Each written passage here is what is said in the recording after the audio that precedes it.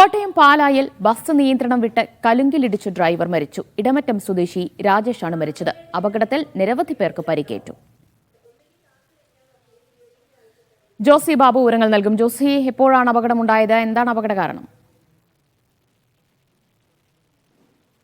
ദിവ്യ, രാവിലെ 7:30യോടെയാണ് വൈഗ ഇടമറ്റം റൂട്ടിൽ സർവീസ് നടത്തുന്ന തൃക്കാരപ്പള്ളി ബസ് അപകടത്തിൽപ്പെട്ടത്. സമീപത്തെ കലുങ്കിൽ ഇടിച്ച ശേഷം പിന്നീട് തെങ്ങിൽ ഇടിച്ചാണ് ബസ് നിന്നത്. ബസിന്റെ ഡ്രൈവർക്കാണ് ദാരുണ അന്ത്യം സംഭവിച്ചത്. ഇടമറ്റം സ്വദേശിയായ രാജേഷ് 43 വയസ്സിൽ ആണ് മരിച്ചത്.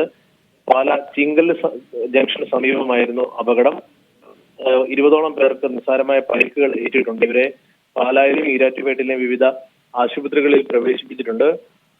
അമിത വേഗതയിൽ ബസിന്റെ നിയന്ത്രണം നഷ്ടമായതാകാമെന്നാണ് പ്രാഥമികമായ നിഗമനം. മറ്റേതെങ്കിലും തരത്തിലുള്ള കാരണങ്ങളുണ്ടോ എന്നുള്ള കാര്യം പരിശോധിക്കുമെന്ന് പാലാ പോലീസ് അറിയിച്ചിട്ടുണ്ട്. യെസ്, ജോസി ബാബു ആണ് കോട്ടയത്ത് നിന്ന് വിശദാംശങ്ങൾ നൽകിയത്.